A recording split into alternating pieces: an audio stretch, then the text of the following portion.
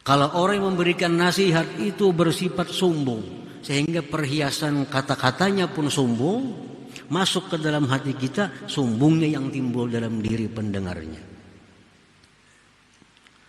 Dan ini mujarrabun, teruji.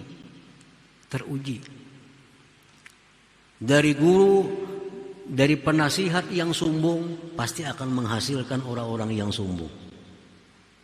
Kenapa? Karena dalam hati si orang itu sudah sombong berdahulu, nasihat yang dikeluarkannya walaupun baik, tapi berpakaian dengan kesombongan.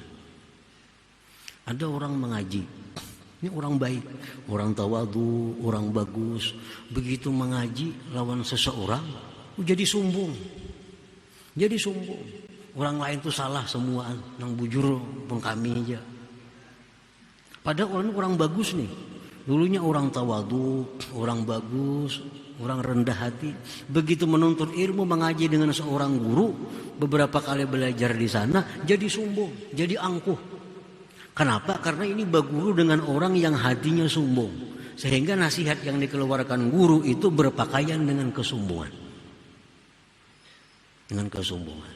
Ada orang yang dulunya qanaah, ada orang yang dulunya itu zuhud dengan dunia. Begitu menuntut ilmu dengan seseorang, jadi hubbud dunia, jadi mencari dunia. Dulunya hidup apa adanya, Begitu menuntut ilmu agama kepada seseorang, timbul menjadi hubbud dunia. Nah, ini menunjukkan bahwa guru yang menasihatinya itu adalah hatinya berpakaian hubbud dunia. Nah, sehingga masuk ke dalam muridnya ini. Nah, jadi artinya bahwa seorang guru yang punya hati kotor itu bukan menimbulkan manfaat kepada pendengarnya, justru akan menambah kekerasan hati mereka itu. Jangan lupa tonton, subscribe, like, and share.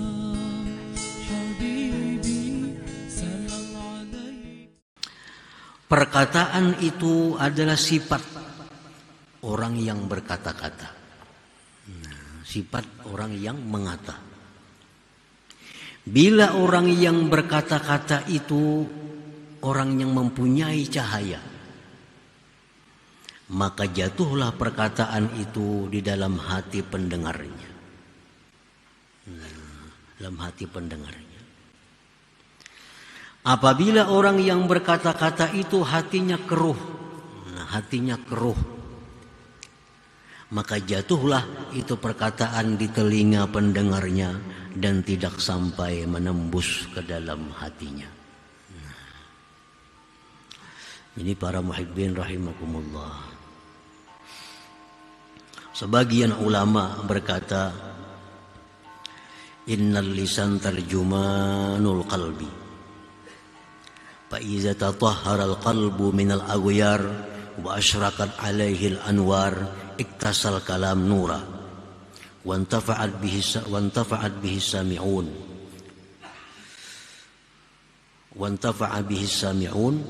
wa idza tadannasa al-qalbu bizdunub fa inna kalama sahibi yujibu qaswatal qalbi. Sesungguhnya lisan itu adalah penterjemah hati.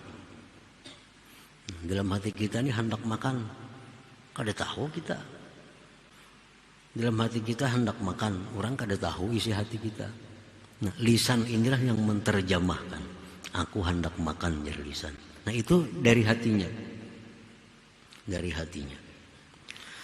Nah, apabila hati itu bersih dari keduniaan dan memancar atasnya cahaya, maka perkataan yang diucapkan itu berhiaskan cahaya dan mengambil manfaat dengannya oleh orang-orang yang mendengarnya.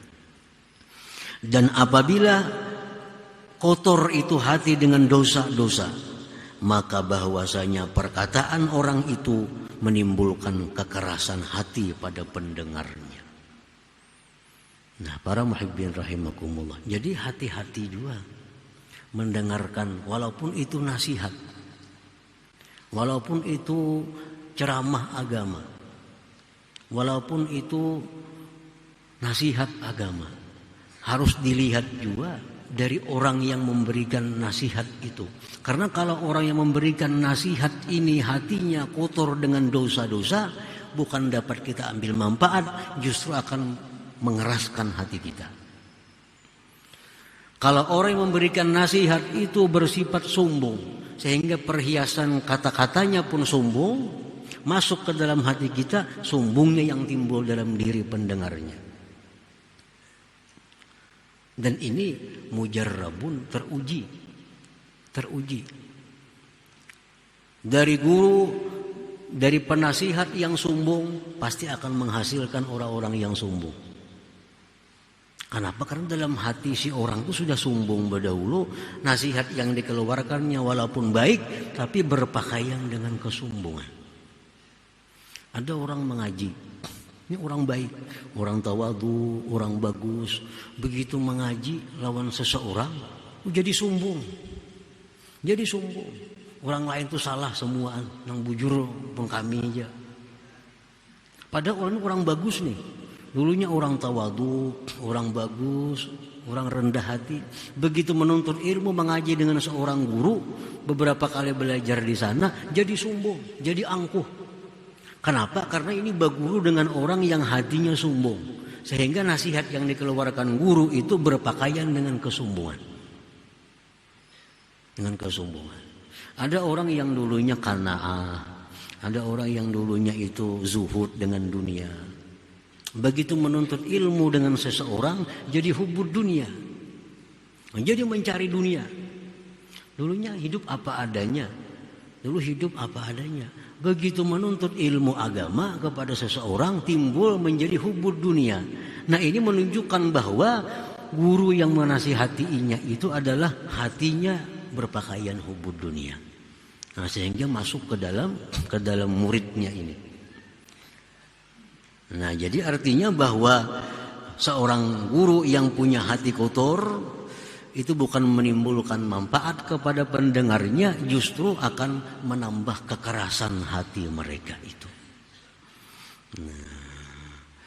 Idza kharaja minal qalbi waqa'a fil qalbi, waqa'a 'alal qalbi.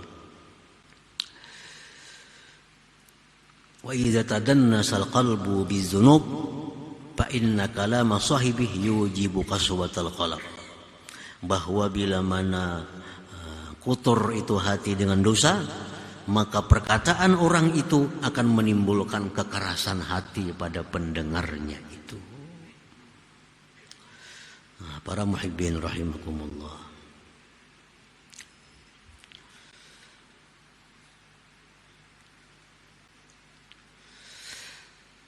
Bil kalam yazharu halul mutakallim.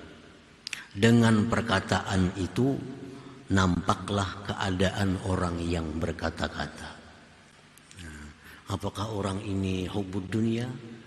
Apakah orang ini hubul akhirah, cinta akhirat? Apakah orang ini sombong? Apakah orang ini tawadu? Itu nampak dari perkataannya. Dari perkataannya kita bisa melihat orang ini demikian. Qala al-Imam Ali ibnu Abi Thalib karramallahu wajhahu wa radiya anhu, man takallam arafnah min sa'atih wa man lam yatakallam arafnahu min yaumih. Ujar Sayyidina Ali, barang siapa yang berkata-kata, maka kami akan tahu pada saat itu juga siapakah dia itu. Kalau orang tuh mau berkata-kata, mengucapkan satu kalimat, dua kalimat apa, kami sudah tahu orang ini sama dengannya. Bisa dilihat dari kata-katanya. Karena kata-kata itu terjemah hatinya. Kata-kata itu merupakan terjemah yang ada dalam hatinya. Kalau orang itu berkata-kata, kami akan kenal siapa dia pada saat dia berkata-kata. Wa man lam yatakallam arafnah min yaumih, dan siapa yang tidak berkata-kata, orang tuh diam aja, ngalih ditangguh orang nih. Kalau orang tuh kada berkata-kata, kami perlu sehari untuk mengetahui dia. Ujar Sayyidina Ali karramallahu wajhah. Jangan lupa tonton, subscribe, like, and share. Habibi salam